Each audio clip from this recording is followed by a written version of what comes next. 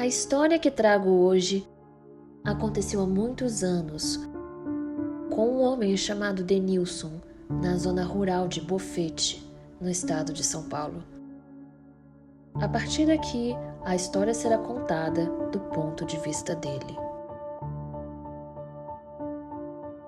Lá no fim do mundo, onde eu morava com a minha família, tinha uma estrada de terra que passava na frente da nossa casa.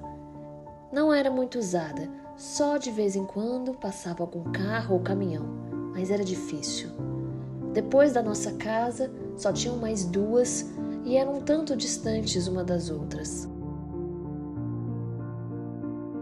Meu pai tinha comprado aquele pedaço de terra pouco antes de se casar com minha mãe e ergueram a nossa casa com muito suor e muita dificuldade. Mas mesmo assim, vivíamos bem, assim como meus irmãos. A vida era tranquila, de uma paz que só quem vive no interior conhece.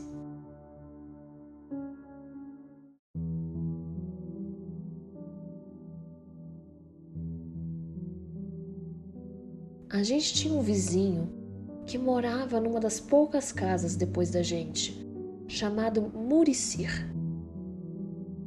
Ele já era bem velho, um dos mais antigos por ali. Diziam que ele tinha nascido na época do Império ainda, mas não posso afirmar com certeza. Ele não era ruim, mas era muito fechado e não tinha família. Em uma noite da época de Quaresma, eu estava sentado na beira de casa, debulhando umas espigas de milho, quando ouvi um barulho de latas batendo uma nas outras. Olhei para a estrada, mas não tinha nada ali. A iluminação era bem pouca, vindo somente da nossa casa. Continuei minha tarefa e o barulho das latas recomeçou, e com ele veio um lamento. Parecia gritar coisas impossíveis de se entender, enquanto eu chorava e se lamentava. Era de te deixar paralisado. "Passa para dentro, menino", disse meu pai, vindo lá de dentro com um barulho e fechando a porta atrás de mim. Perguntei para ele o que era aquilo, mas ele apenas me mandou ficar em silêncio. Minha mãe começou a mandar que eu e meus irmãos começássemos a rezar uma Ave Maria, e assim fizemos, exceto pelo meu pai, que ficou parado de pé atrás da porta.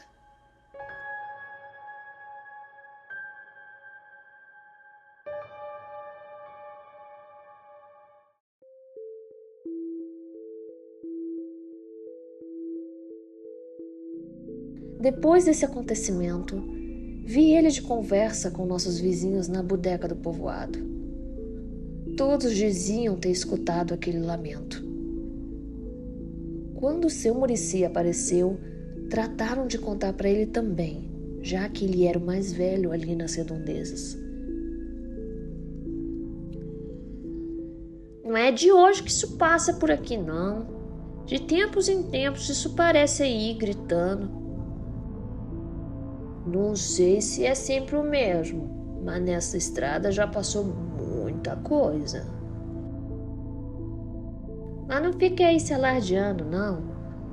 É só ficar quieto em casa que logo vai embora. Sabe Deus para onde esteja indo." A partir daí, ficamos mais cabreiros em ficar do lado de fora depois do anoitecer.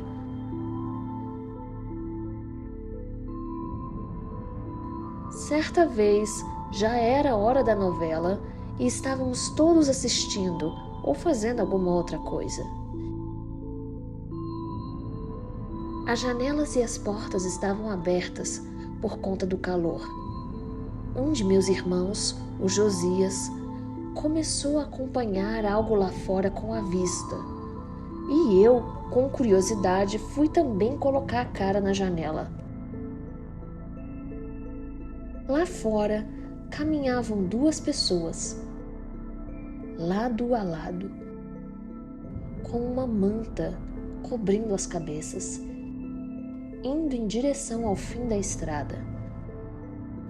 Elas andavam com dificuldade, mas não se soltavam.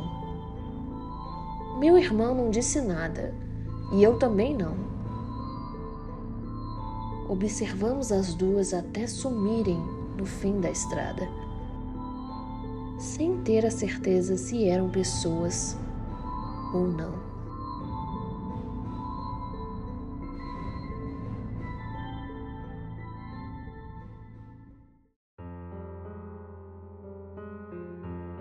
Mas a pior noite de todas foi a que fiquei preso do lado de fora, quando algo passou.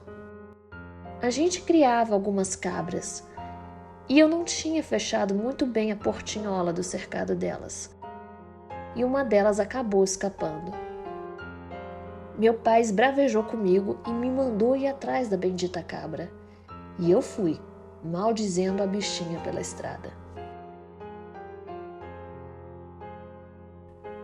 Demorei muito tempo para achar ela, porque nem sabia em qual direção ela tinha ido, e não queria voltar para casa enquanto não a encontrasse, com medo da reação do meu pai. Já estava praticamente escuro quando encontrei a danada comendo um capim lá pro lado da casa do seu Muricir. Catei ela com a minha cordinha e vinha puxando ela pela estrada, já no escuro.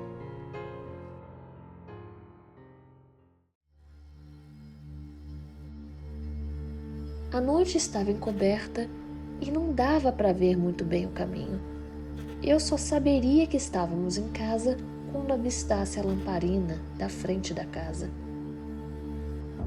Mas depois de uma curva, notei um ponto claro ao longe, vindo da direção em que eu seguia. Não conseguia decifrar se era um bicho, um carro ou uma pessoa. E quanto mais eu andava, mais perto aquilo também chegava, apesar de se movimentar muito devagar. Comecei a ouvir um som ecoando, como se fosse gente cantando uma música ao longe. E fui vendo o ponto virar várias figuras de um branco meio acinzentado. A cabra arriou, se recusando a continuar naquela direção. Mas não tinha para onde correr.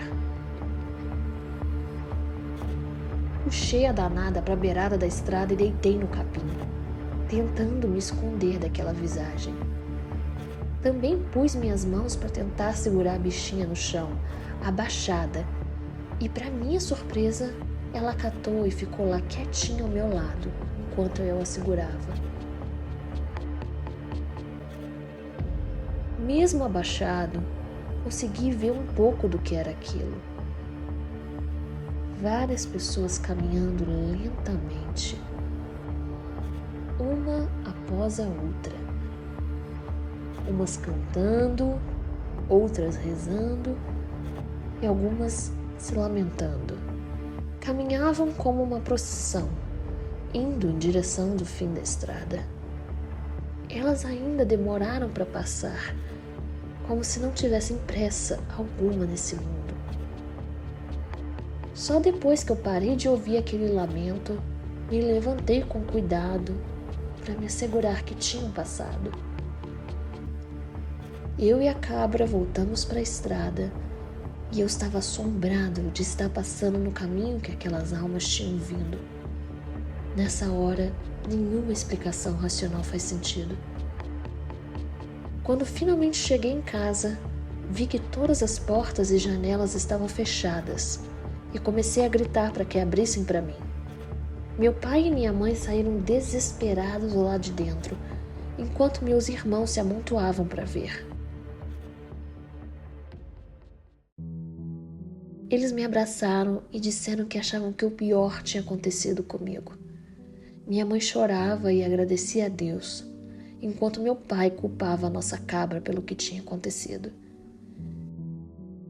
Depois eu soube que eles também tinham ouvido a procissão passar e temeram pela minha vida.